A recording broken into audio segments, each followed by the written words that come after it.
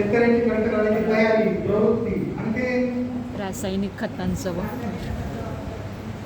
रासायनिक खतांचा वापर आणि ते सरांनी ऐकलो, एवढ्या हळू बोललं तरी ऐकलं.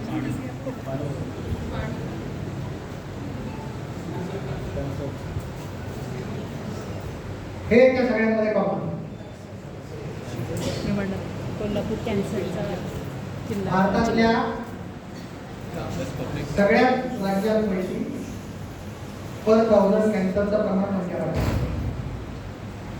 पंजाबातल्या भटिंड्यात जास्त, महाराष्ट्रातल्या कोल्हापुरात जास्त आहे, कोल्हापुरातल्या शिरोळमध्ये जास्त आहे, जगामध्ये आलेले का बरं?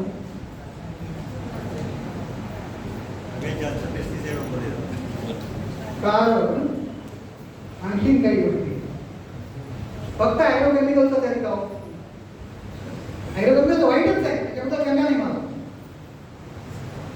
पण त्याच्यापेक्षाही काहीतरी आणखीन आहे आणि ते जे काही आणखीन आहे ते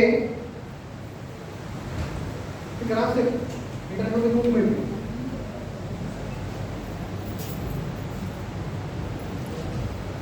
बऱ्याच इंडस्ट्रियल लोक ॲग्रोकेमिकलच्या मागे लागतात. पण हे काय मॉडर्न दिसतंय छान मस्त. हा एक प्रचंड मोठा तलाव आहे आणि त्या तलावामध्ये तांब्याच्या कारखान्याचं सांडपाणी गोळा करून का गोळा करून ठेवलंय? त्याचं काय करायचं हे अमेरिकेतल्या सुद्धा सायंटिस्टांना माहिती नाही, इंजिनियरांना माहिती नाही. गोळा करून ठेवायचं, त्याला म्हणायचं टेलिंग पॉइंट. असे अनेक टेलिंग पॉइंट आपल्याकडे पृथ्वीवरती आपण निर्माण करू. तो अमेरिकेतला होता, भारतातला जागेचं नाव मला नाही कळत. काय बनवतो तिथे सुद्धा कॉपरच बनवतो. त्याचे पांढरे भरपूर आहे ना, ते सॉलिड वेस्ट पाणी, आणि निळं जे आहे ना ते लिक्विड वेस्ट, भयंकर पाणी. का करून जाणार? पण सगळी विश्व मेटॅलर्जी मध्ये मोठ्या प्रमाणावर गोळा केली ना ती निळी होती. ती निळी झाली की मला निळं टाकण्याची आठवण कोरोना. त्यांनी ते विष धरून ठेवलं होतं. हे पण धरून ठेवण्याचा प्रयत्न करतात पण धरून नाही. घडतं काय? ती विष जमिनीमध्ये मुरतात.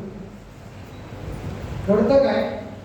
पाऊस पडल्यानंतर ते ओव्हरफ्लो होतात आणि नद्यांमधून वाहतात. 1996 साली मी आयएनएक्स इंडिया लिमिटेड नावाच्या कंपनीमध्ये काम करायला सुरू होतो.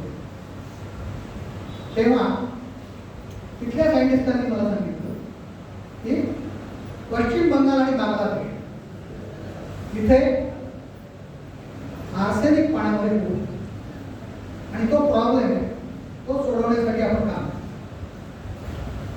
आजच्या घडीला जगातला सगळ्यात श्रीमंत देश, त्याच्यामध्ये सगळ्यात जास्त आर्सेनिक सुद्धा हे पाण्यातलं, पिण्याच्या पाण्यातल्या आर्सेनिकचं आढळून खूप dark high risk, orange moderate risk. पांढरा याचा अर्थ रिस्क नाही असं नाही बरं, पांढरा याचा अर्थ डाटा नाही. आणि त्यामुळे आपण अन्न टाकतोय समुद्रात आणि आर्सेनिक घेतोय पाण्यात.